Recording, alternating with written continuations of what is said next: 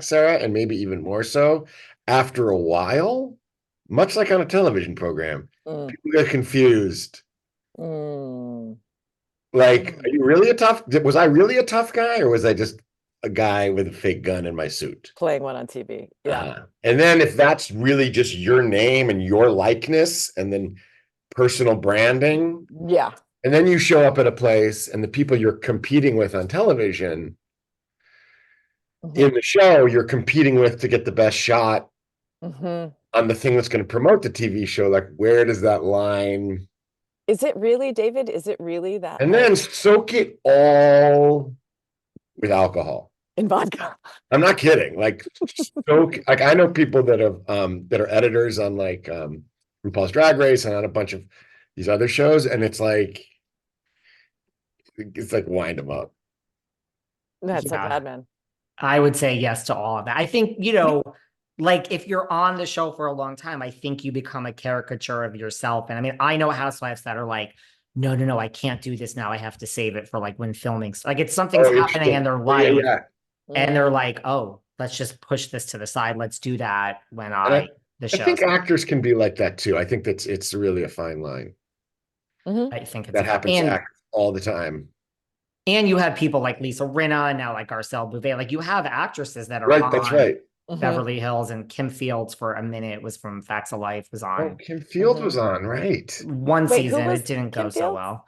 She was on She was Facts. on she Trudy. was Tootie on Facts of Tootie, not Life. Trudy, Oh my Tootie. gosh.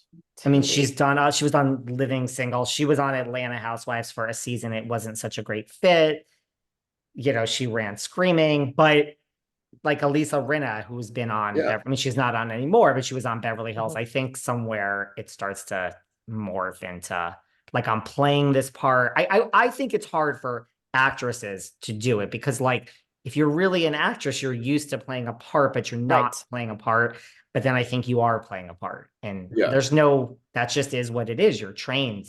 Well, and they all live there, right? Yes.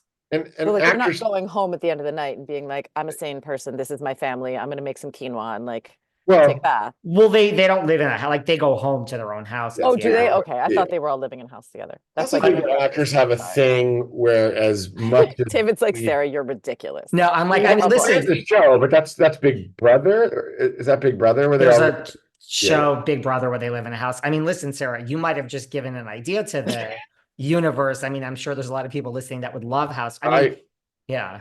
I could have been my biggest entertainment regret was that we did 9 episodes of Private Practice, and then the 2007 strike hit, Mhm. and I had an idea because they were really still promoting the show, and I had an idea that the main cast should rent a house in Malibu and shoot it called Strike House, Oh my God. and that and not tell ABC, and that when the strike ended, we'd be like, we have 300 hours.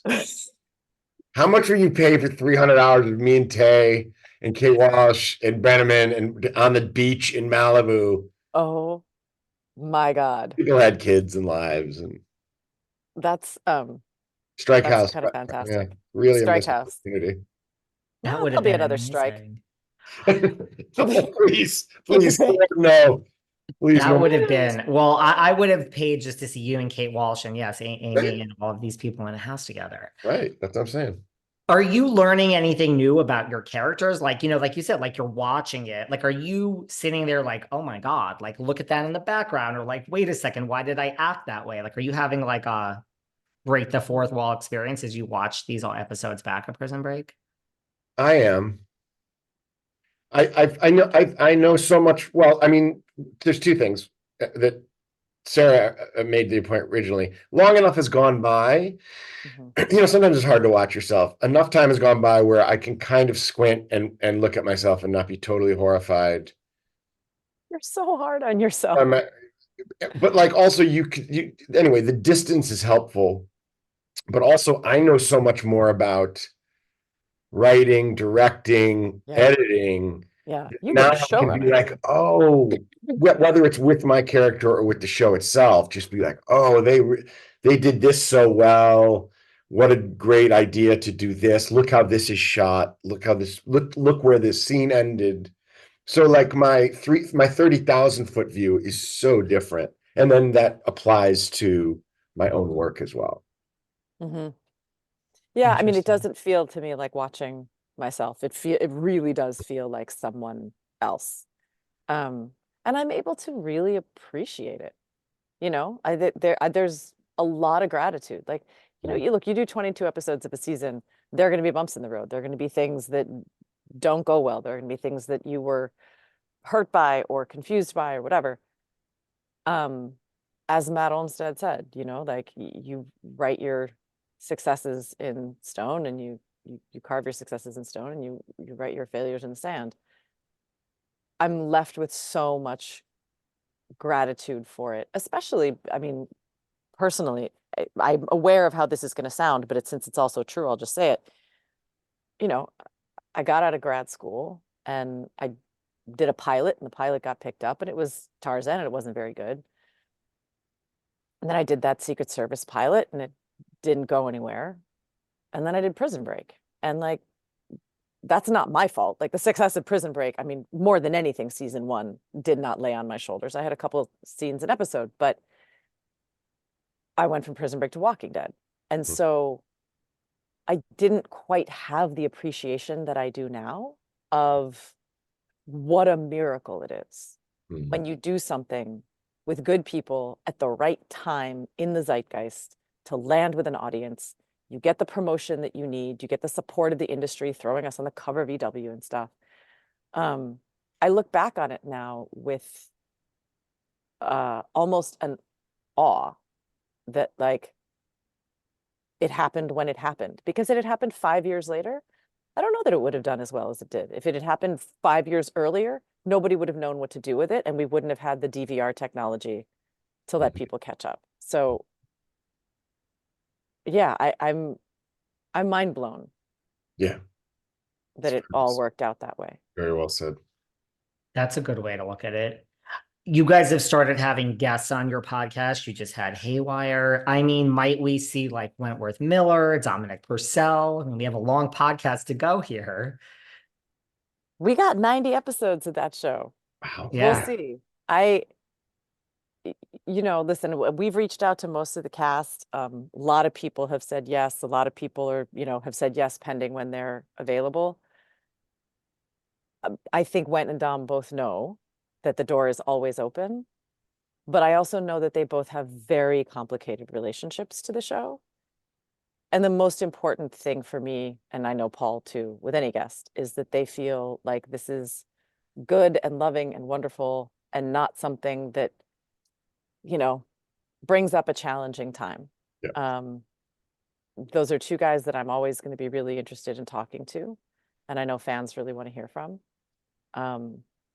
But personally, I think it has to do with letting them arrive to that in their own time, if that's a choice that they make. That's a good way to put it. But Dominic's our next guest. I'm kidding. I was like, what?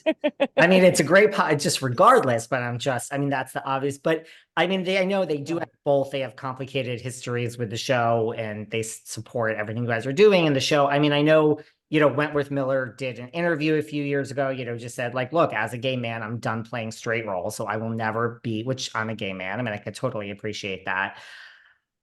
But, you know, so he's done with playing Michael Scofield. But isn't there some, I know that he has a child with Sarah and all this, but isn't there, you know, we have Shonda, we have Ryan Murphy, we have a whole new world here today. Isn't there some world in which we can imagine that Michael Scofield is gay and that is that story and that is he's still on the run and he happens to be a gay man? Look, one of my favorite people that I've worked with, and he's completely behind the scenes, told me an amazing story. He lives next door to his ex-wife. At some point, they had two kids, and he turned to her and he said, "I'm gay." And she goes, "Fine, we're still best friends." They live literally next door in adjoining brownstones. They raise their kids together. She's got a new partner. He's got a partner.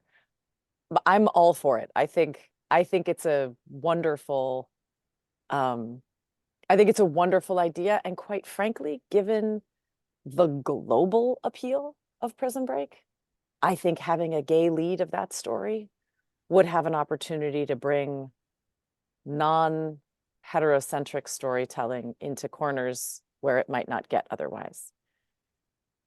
I also think there are other things about the show that were very painful for Went. And if he wants to play gay characters in the future and he doesn't want to do it on Prison Break, you know, Paul and I both love the ever-living shit out of him. I just want him to be happy. And Yeah. that's hard for him. And so, you know, whatever it is that makes him happy, like, yeah, go do that. Yeah. Go do that. It's You can be gay certainly here, you not. can be gay there. We don't Yeah, care. it's Be certainly happy. not out of the realm of possibility in the Prison Break universe. I mean, that would be the craziest thing that happened on Prison Break. 100%. But whether that would be something that the writers and or Wentworth were interested in doing is who knows. And or Fox, who knows? Yes. It's just my secret putting it out into the universe. All right, yeah. hoping that We had this conversation actually, right? Yeah. We totally did.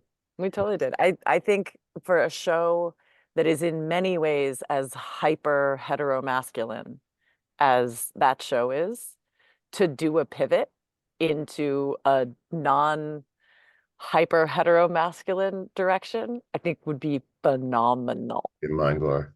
Yeah. And also, you know, David, like, no matter what Prison Break or Prison Break adjacent social media post or podcast or fan meeting I'm sorry, I'm sure it's the same with you. Somebody says, when season 6? Mhm. When season 6, which is, I'm sure, why there is what are they calling it, a reboot? What are they calling it, Sarah? I don't know.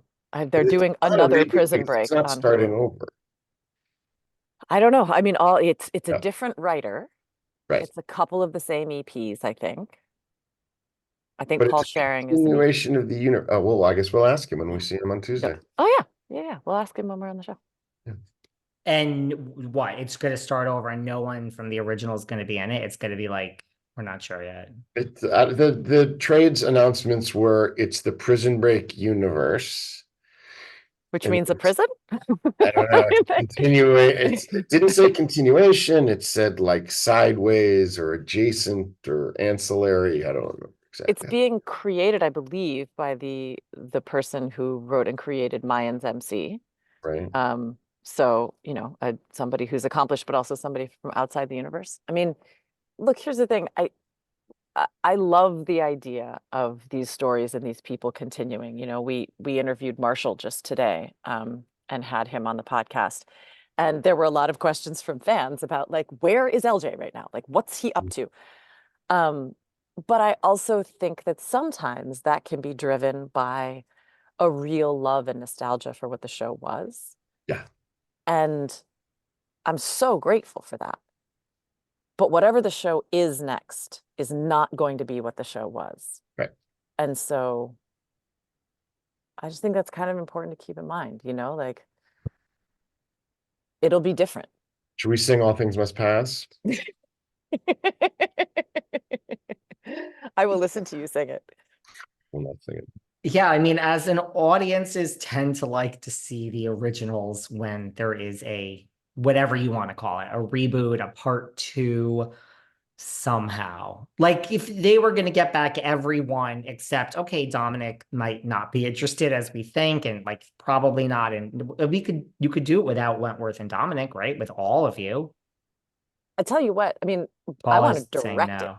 No, That's what I'm interested in. I want to What'd you say? direct it. Oh yeah, I want to take the that'd be fun. energy and the creativity and the spirit of the original thing and go, okay, new cast, let's put our heads Oh, together that'd be fun. over this. I think that would be amazing. And like, you know, Paul's been a showrunner. Like, I think they should hire you to write on it. I think there's, for what it's worth, Wentworth's a writer. Wentworth's a fucking terrific writer. Like, you know, if you want the original Prison Break cast involved, I'll direct it. Paul and give it to the inmates is what you're saying. Exactly. Let the inmates run Let the inmates run it. is what we're saying. Yeah. I don't know. Get on the phone with your agents after this and bring it out to the world. I mean, you created Imposters, Paul. That was a phenomenal show. About a criminal. Yeah. Yeah. Multiple criminals. Yeah. Maybe that's the crossover. Maybe she gets thrown in prison. Oh my God, great. She would have been in season 3. And then let's just call someone from Private Practice and someone from The Walking Dead and just No like problem. Totally. we can Totally. have a mini This- reboot of The everything. Sarah Paul cinematic universe. That's the Lynch. That's the Lynch. That's the The cinematic universe. Yeah. Here's the crazy thing is it could happen. I found out they're rebooting Baywatch. And I was like, okay, well, I think let's they do all it all again. they didn't already reboot. Well, maybe again. No, they're I mean, Twisters is coming out. is the board game or the No, Cyclone thing? The Cyclone, but now with an S on the, not just with an S on the end. Fair enough. And it's like the same, it's gotta be 25 years, 20 years. Oh yeah. Yeah. I mean, I did a tornado movie called Into the Storm right after Walking Dead, like walked off of one set and walked onto another one. It was me and Richard tornado Armitage. movie, that must be hard to shoot. I tell you what I discovered, I got to be really good friend. Matt Walsh is in it, of all things. Wow. Walsh and I were sitting there one day, freezing cold after work, realizing we were going to be wet for the rest of the show, going, Dude. this is why people only ever do one weather movie, because you're dry to page 25 and then you're wet for the rest of the show. And I was like, Oh. we're like, I'm going to have a fungus by the time this thing is over. Yeah, brutal. It was a lot. It was a lot. It's a brutal shoot. As we wrap up, is there anything else you guys want people to, I'm not. It's like she said fungus. We're No, going. I'm not trusting you. I tend The to code be. word? I will sit here all day and we could go over we could have your actual podcast right here and you could answer all my Prison Break questions. Oh my God. Trying to be respectful to you two busy people. But it really was a true great show. I really was a fan. I watched it every single week. A lot of people I know used to watch it too, like not just people that it's not their type of show. Like a lot of my friends watched it back in the day. So I was so excited to see this podcast. What do you want people to take away as they listen to your podcast, as they revisit these episodes with you guys? Prison Breaking. What do you think, Paul? I think that hopefully what it gives people is a little jolt of joy from when they originally got to experience it, because there's like kind of almost 3 generations of people that watched it when it was first on, people that kind of DVD binged it, and then people who have subsequently streaming binged it. My 16-year-old's whole high school is watching it right now. Yeah. And Oh, my wow. nieces who are now in their early That's 20s, bonkers. when they were 15, so 7 years ago, their whole high school was watching it. So hopefully they get like a jolt of that original fun community. It was really the kind of the beginning of the online fandom community. Hopefully they get a jolt of that. Hopefully they get to enjoy the behind the scenes stuff and the vibe of me and Sarah and the guests that we have on. And hopefully they have some questions answered about how and why things were the way they were on the show, because it does have